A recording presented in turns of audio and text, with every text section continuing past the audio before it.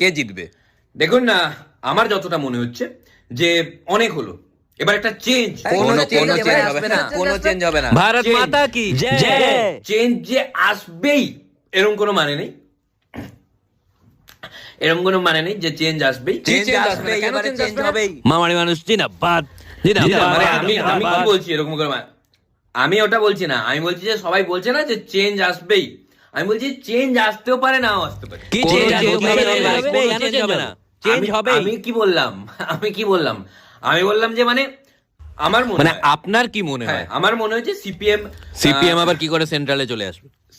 CPM, Congress, আম আদমি party, সব দলগুলো বলছি যারা যারা আছে মানে ওরা জিতবে, এটা হচ্ছে আমি বলছি যে মানে ওরা এইসব দল আছে এদের মধ্যে কম্পিটিশন।